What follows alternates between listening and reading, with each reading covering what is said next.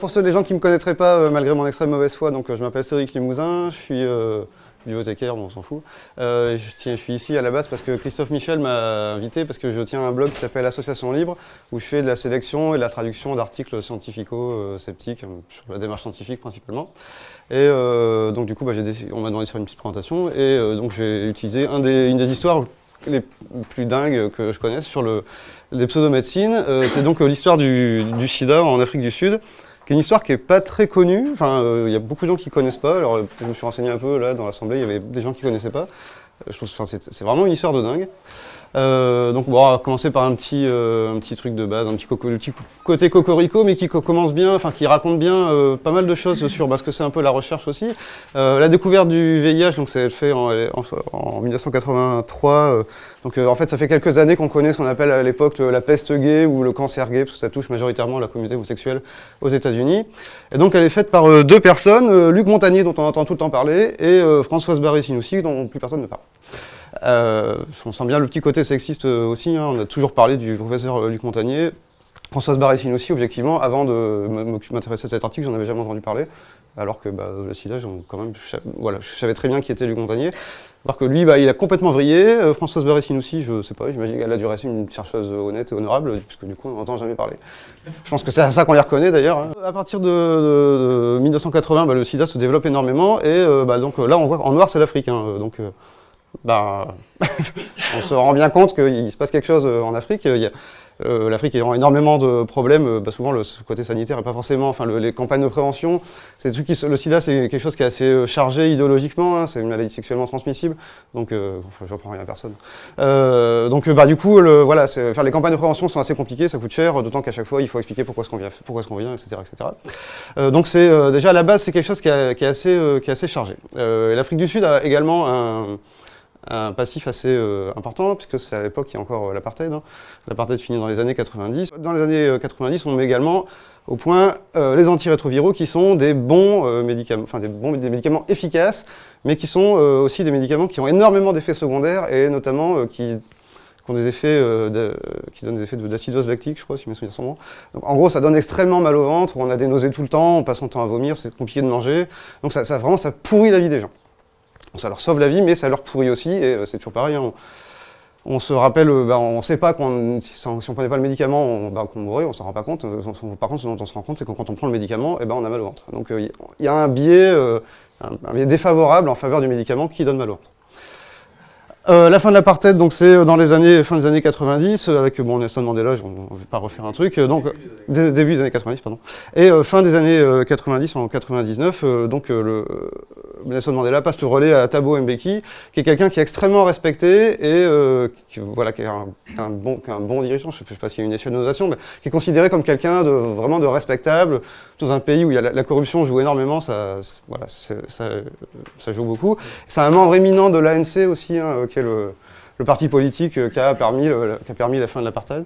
Donc c'est quelqu'un vraiment qui est très respecté, qui a beaucoup de poids, sa parole pèse beaucoup, et qui n'y connaît absolument rien en science, c'est-à-dire qu'il le dit lui-même quand il a alors je ne vais pas vous dire la citation, mais en gros quand il a un problème de science, en fait il va voir sur Google.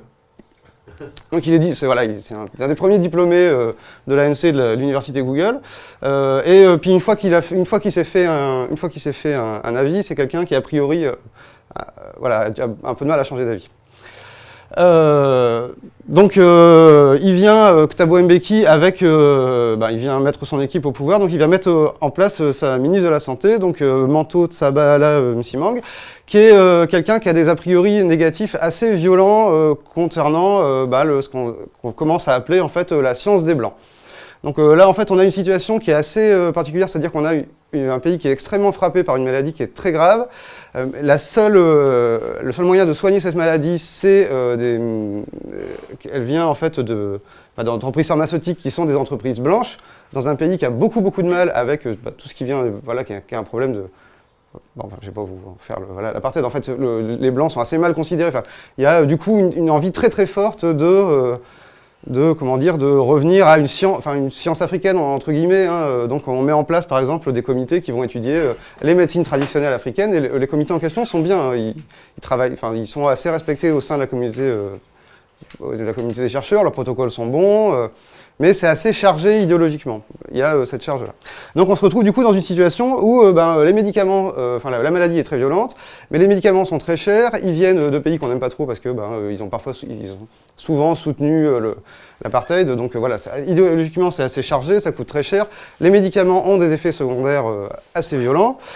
On reviendra donc ensuite, l'autre personnage qui est à côté, c'est monsieur Herbert Villacasi. Alors c'est un sociologue très très respecté, qui a une vision sur la science qui est assez particulière. Donc il dit lui-même l'Ouest a ensuite entrepris de commencer avec une incroyable déraison à entasser la pensée scientifique moderne en utilisant la fameuse méthode scientifique et la méthode de l'expérimentation formulée durant la révolution scientifique, sans montrer le moindre respect pour les connaissances accumulées par les Africains, les Asiatiques et les natifs américains. La médecine orthodoxe a atteint un cul-de-sac, il y a les preuves manifestes et les preuves qui viennent des labos, il y a énormément de gens qui se fient aux preuves manifestes, une personne a de terribles douleurs arthritiques, un vieil homme lui donne des plantes et elles disparaissent, on ne peut pas dire que les seules choses qui comptent viennent des labos de l'Ouest. Voilà, la preuve par exemple, je pense que les biais vous les repérez assez facilement dans ce genre de discours. Donc forcément, c'est monsieur Villacasi qu'on va mettre à la tête de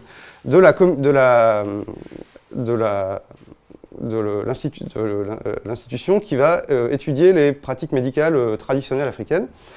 Alors, en fait, ça fait un tollé au sein même de cette commission. C'est-à-dire que cette commission a fait une communication officielle pour dire qu'ils étaient outrés que ça soit cette personne qui n'avait absolument aucune connaissance en termes de protocoles médicaux, etc., et qui était qui est un sociologue et qui était vraiment juste là pour donner...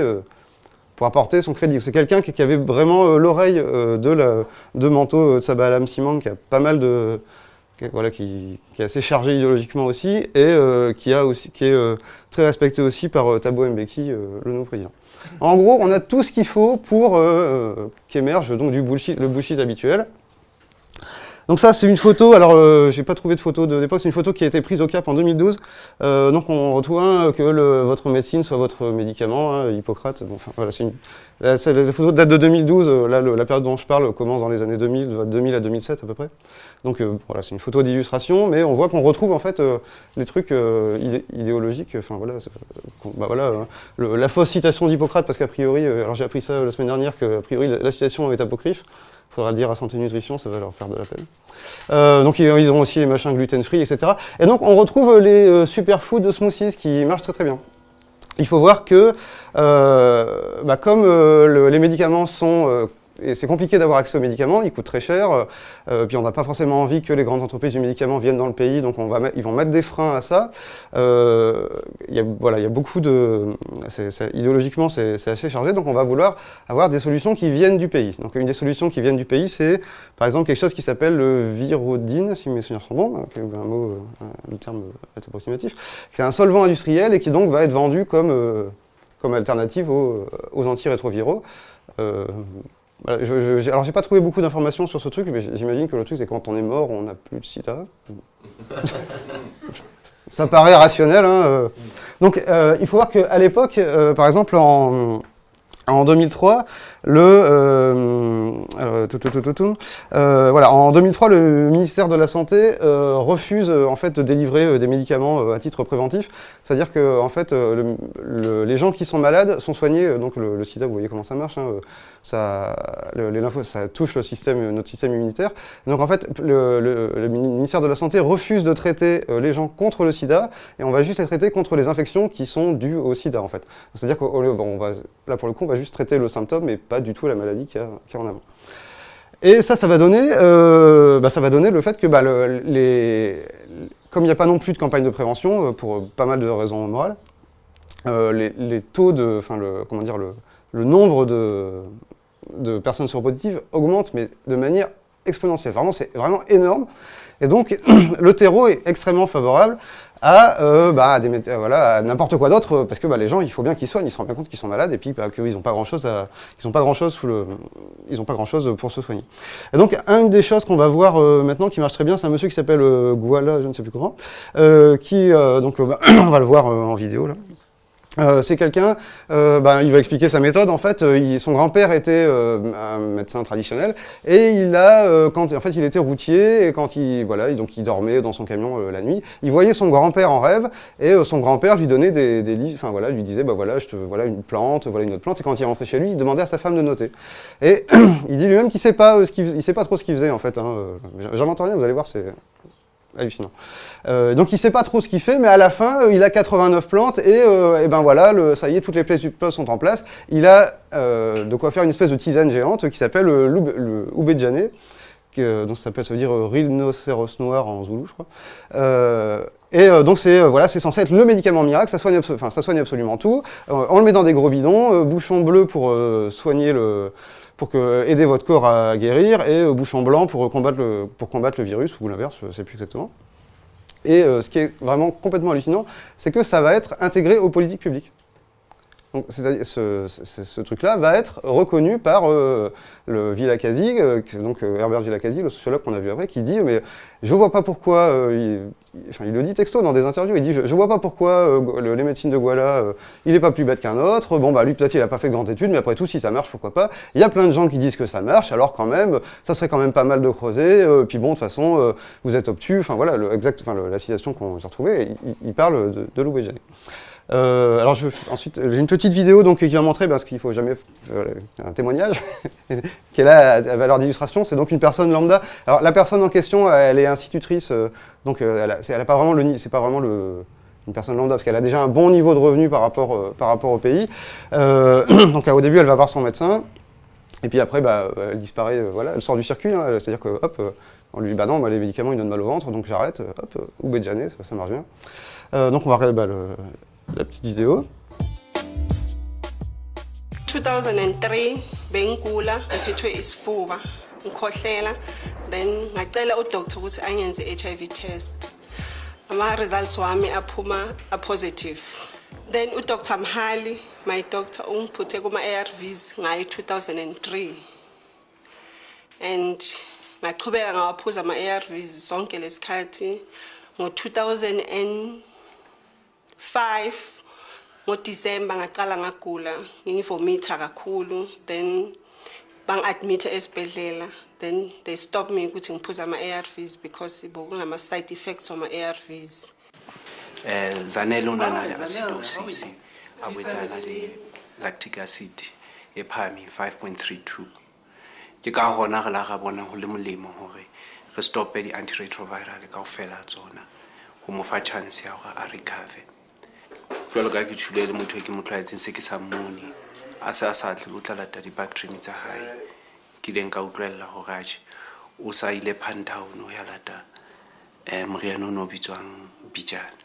Ngezwa ngoBijana e-TV uMantu Msimangu a-interviewa uBabugwana.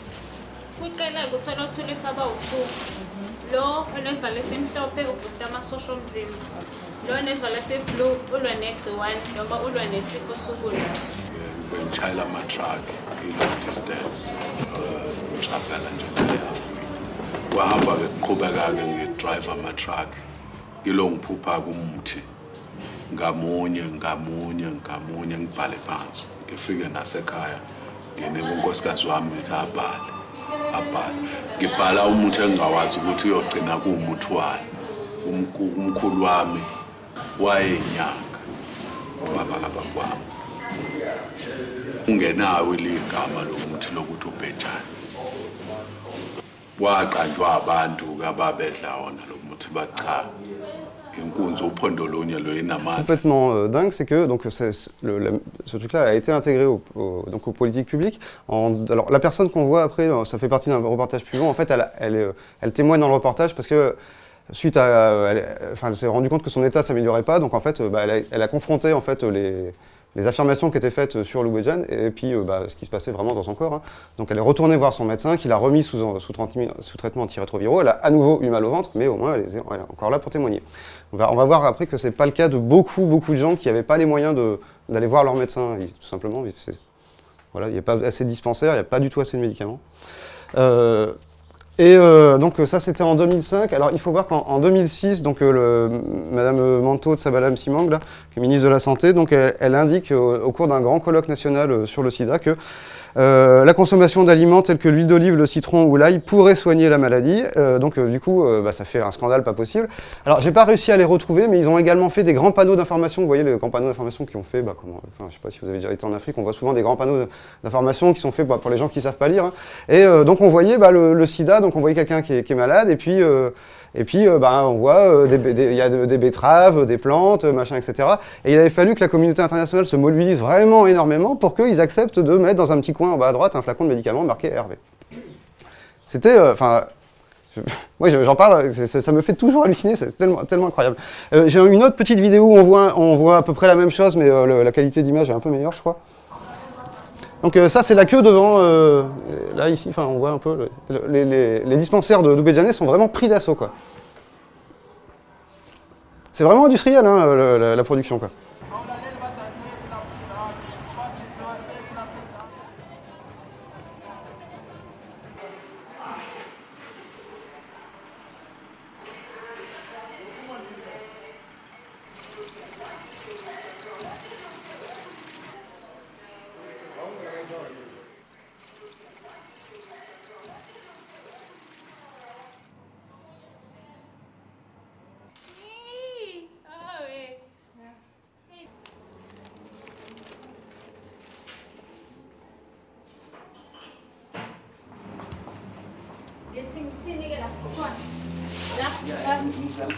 The person I'm picking up the medicine for is really feeling better now. He's been very sick and he had a problem with the intestine. En fait, la personne explique qu'elle vient chercher les médicaments pour quelqu'un qu'elle connaît, qui était très très malade, et il avait mal au ventre, et maintenant, il va vachement mieux. La preuve, il a plus mal au ventre. Et la logique est complètement imparable. Hein. C'est vrai que on se retrouve toujours devant les mêmes choses, c'est-à-dire qu'on vous présente quelque chose, on vous dit bah voilà, pour moi ça a marché, j'ai plus mal au ventre, hein, alors qu'avant j'avais mal au ventre. Ouais. Effectivement, c'est parfaitement vrai. Du coup, on trouve sur ce genre de choses également, hein, parce que la présentation, je l'ai appelée la science des Blancs, parce qu'en fait, on refusait la science des Blancs, on voulait une science nationale, mais en fait, derrière, on va avoir des vendeurs de bullshit qui viennent avec l'arsenal habituel, hein, des sites web, etc. Donc ça, c'est des trucs qu'on retrouve. Hein. Donc vous voyez, on retrouve les conneries habituelles, hein, le brocoli, de l'ail, du citron, et puis surtout, ils indiquent bien qu'avec ça, on n'aura pas mal au ventre, hein, on n'aura pas l'acidose lactique dont ils parlent. Ça, on n'a pas, et puis vous pouvez vivre, effectivement, ceux qui sont morts ne sont plus là pour s'en plaindre. Une des personnes qui est pas mal impliquée là-dedans, c'est Peter Duesberg, qui est un médecin qui a des travaux qui sont intéressants, et donc pour lui, en fait, le sida n'existe pas vraiment. En fait, les gens qui sont malades en fait à cause des effets, ces effets secondaires des antirétroviraux que les médicaments vous vendent. Donc on a le machin complotiste habituel. Duesberg, c'est vraiment quelqu'un qui a eu une très très forte influence, notamment sur Thabo Mbeki, hein, qui le cite assez régulièrement dans ses discours. J'ai pas mis, voilà, si on veut retrouver, on n'a pas trop de problème pour retrouver. Oui, en économie, j'imagine. Donc c'est quelqu'un qui est également blanc. C'est marrant parce que c'est du coup la tête pensante du mec qui veut un truc de l'ANC. Et il vient avec ça. Et alors on a un autre, un autre enfoiré, hein, qui vient derrière, Mathias Rath, qui lui vraiment est vraiment une ordure. Je porte un jugement de valeur, hein, faut pas, mais c'est-à-dire que ce type, là, en fait, il vient vendre ses vitamines. Ça coûte vachement moins cher à fabriquer que les antirétroviraux. La vitamine C, on en a tout autour du ventre, on ne sait plus quoi en faire. Donc lui, il dit, hein, vous voyez, il reprend toute la rhétorique, hein, briser les chaînes du colonialisme pharmaceutique. C'est un truc complètement hallucinant. Et non seulement ce monsieur, en fait, il ouvrait des cliniques. C'est-à-dire qu'en fait, il a ouvert des cliniques au Cap, il ouvrait des dispensaires, et puis au lieu de mettre des médecins, il avait juste des infirmières qui étaient là pour vendre des médicaments.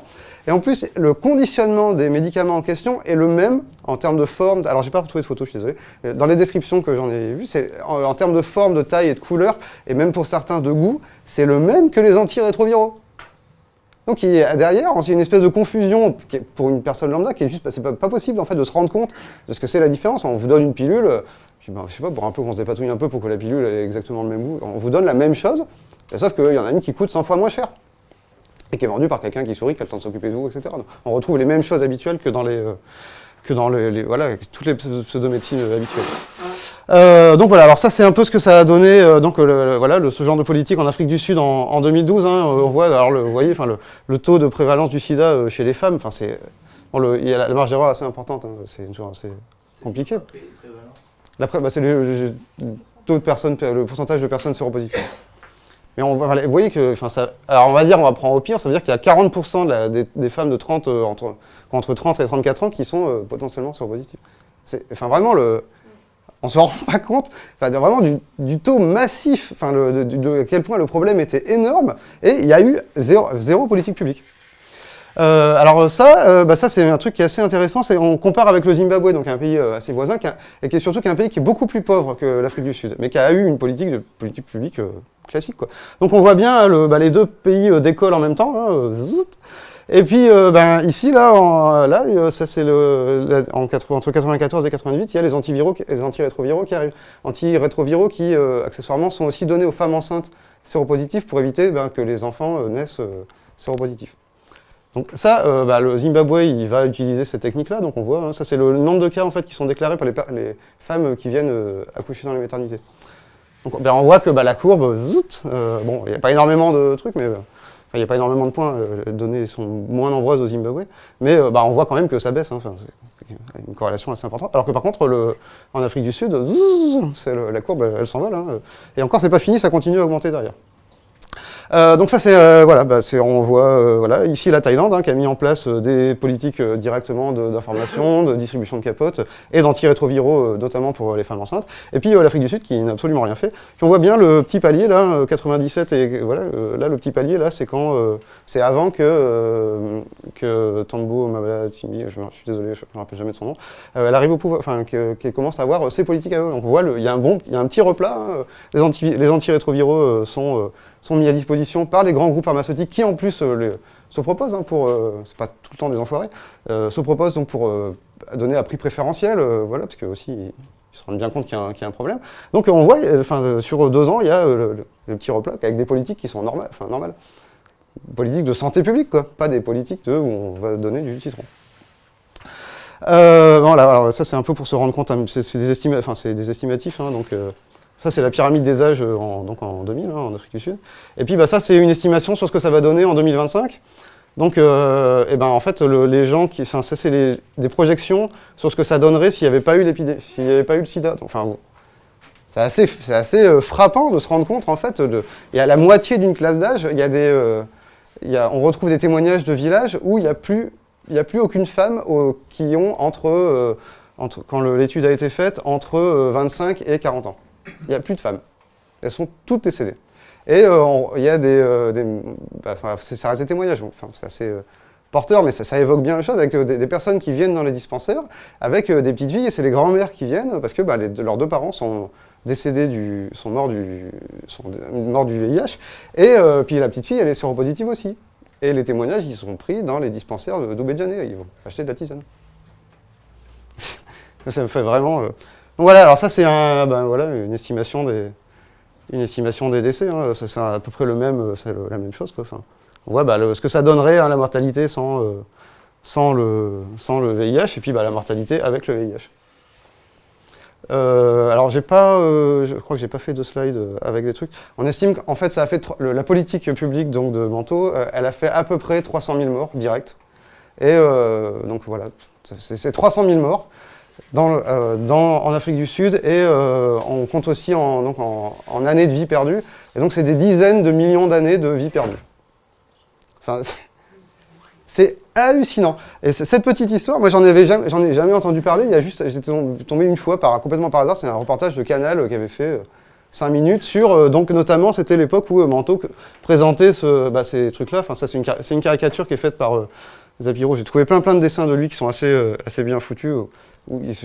Parce qu'elle a rejeté vraiment complètement la médecine basée sur les sciences, ou même la musique basée sur les preuves. Donc à ce petit machin, c'est tous ces légumes préviennent les effets secondaires des antirétroviraux. Est-ce que c'est vrai ou faux? Donc il y a la patate africaine, la patate douce, la betterave, le citron, l'ail, et puis on trouve Manteau, et en fait c'est faux parce que le citron n'est pas un légume. Bref, ça me faisait un peu marrer, donc je l'ai mis Mais voilà, voilà. Bon, j'ai mis quelques trucs, on trouve... il y a des études qui sont assez bien faites, et moi j'en ai lu une voilà, j'en ai mis quelques-unes. Mais en termes de... ça a été assez étudié, hein, le chiffre de 300 000 morts, ça sort pas, c'est pas sorti d'un chapeau. Renseignez-vous vraiment sur le sujet, c'est vraiment hallucinant de voir comment un pays complet, et de la même manière que, tu vois, il y en a, toi, avec l'archéologie, et là, c'est les pseudomédecines, sauf que, à la limite, on peut dire que la pseudo-archéologie, ça fait pas de morts, là, ça a fait un tiers de million de morts. On en est où, là? Alors, là, il y a beaucoup de problèmes liés à la corruption aussi. Donc, en fait, en 2007, la présidence a changé. Manteau a été éjecté de l'échiquier politique. Elle et Villacasi, le sociologue, sont tombés extrêmement malades à peu près dans ces moments-là aussi. Donc, ils ont commencé à avoir des politiques publiques normales et en fait, on voit les courbes. J'ai pas trouvé, par contre, du coup, c'est moins intéressant, entre guillemets. On retrouve une situation normale, donc c'est moins étudié. J'ai trouvé moins de figures. Et le truc, c'est que là, en fait, une des principales autres figures a été virée aussi pour corruption, qui est un problème endémique à l'Afrique entière, hein, ça c'est pas nouveau. C'est pas en France, on n'en a pas le monopole. Là, le principal problème, en fait, c'est que les politiques de prévention sont beaucoup basées, ça vient beaucoup d'argent des États-Unis, en fait, qui sponsorisent, je sais pas, peut-être qu'ils ont mauvaise conscience, ils sponsorisent énormément ce genre de choses. Et en fait, là, ils ont décidé que les programmes s'arrêteraient en 2017. Encore à nouveau des problèmes de corruption, parce qu'en gros, pour $100 qui rentrent dans le système, il y en a une part non négligeable qui partait directement dans les poches de l'ANC, le parti politique de Thabo Mbeki et de... Merde, je viens de Mandela. Donc voilà, c'est vraiment un ensemble de critères. Enfin voilà, la situation n'est pas arrivée de n'importe où, mais c'est marrant de voir... alors ça vaut ce que ça vaut, c'est mon avis, hein, mais de voir les mêmes, à l'échelle d'un pays, les mêmes détresses qui produisent les mêmes effets qu'à l'échelle d'une famille. Quand les médicaments produisent... on a les mêmes causes, produisent les mêmes effets. Hein. C'est-à-dire que les médicaments sont chers, les médecins sont pas trop accessibles. En plus, les trucs ont des effets secondaires. Et puis à côté, on a un machin naturel. Voilà, ce machin, c'est naturel, quoi. On a du naturel, puis du coup, on va se diriger vers le naturel. Et de temps en temps, on va sortir complètement du système. Le truc, c'est que quand c'est à l'échelle d'une personne, à la limite, on se suicide. Enfin, voilà. On tombe dans les griffes du truc. Et puis quand c'est à l'échelle d'un pays, ça fait 300 000 morts.